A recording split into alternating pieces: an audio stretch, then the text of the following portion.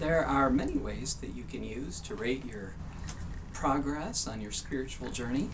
I was recently listening to Eckhart Tolle, who suggested from some teacher that he had heard this idea of looking at how often you think as a way of measuring where you're at on your spiritual journey.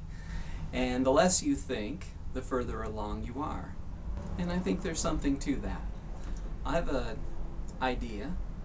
It's related to this idea from Celestine prophecy and other sources that talk about we're born into a system, a situation that is perfectly constructed to meet our spiritual needs in terms of what are we here to learn based on our karma.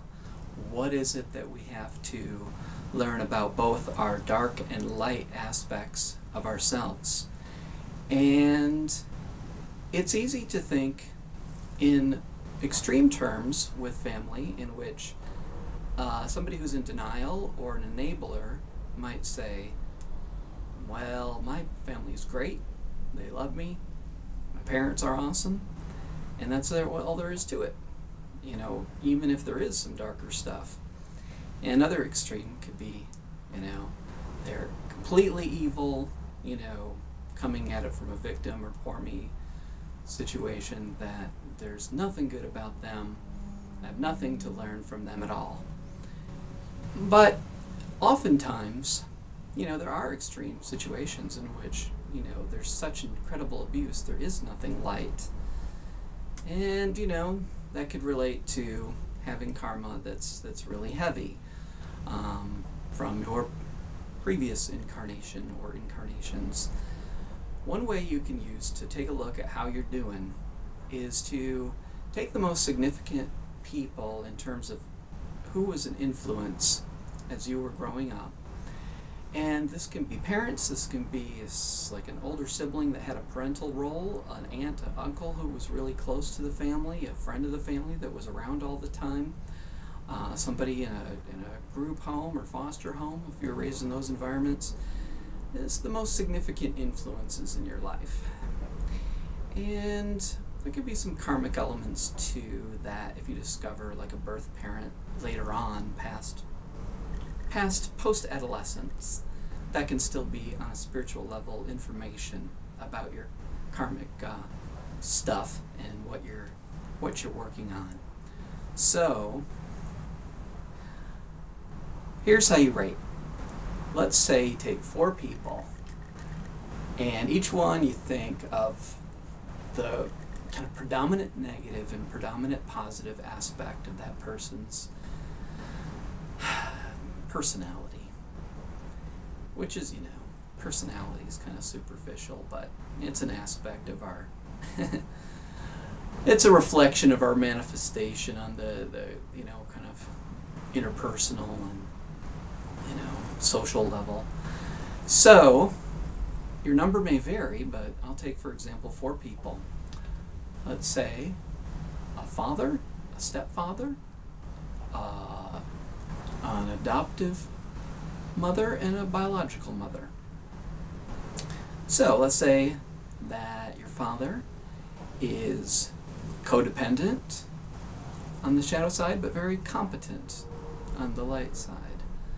And let's say that you are not codependent, but you have trouble in the realm of competence, taking care of yourself and stuff. So that's 1 out of 2. Let's say your stepfather is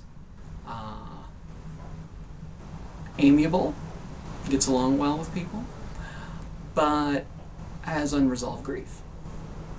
And you then look at yourself in reflection of those aspects, and you say, well, I'm pretty amiable, and I think I have moved through my grief from the past, so I'll give myself 2 out of 2, overall score 3 out of 4. Birth mom, let's say, is insightful but cynical. And so let's say that you are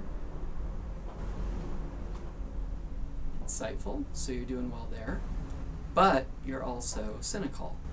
So since you have negative aspect you're still working on, that's 1 of 2 for an overall score of 4 out of 6.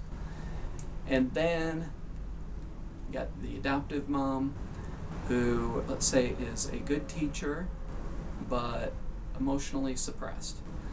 So you take a look at yourself and say, okay, I am a good teacher, but I'm still emotionally suppressed. So I have a hard time expressing feelings or whatever. So that's 1 out of 2 there for an overall 5 out of 8. And so that's where you're at.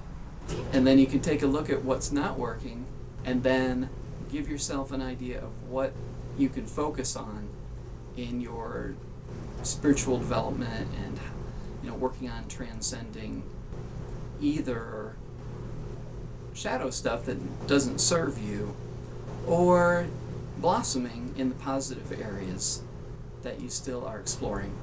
And of course, this is just like any assessment, like Myers-Briggs or any other kind of thing. It is a portion of the picture and not the whole picture. So it could be a useful tool for working on yourself, but it's certainly not the only aspect of self-evaluation by any means. Thanks.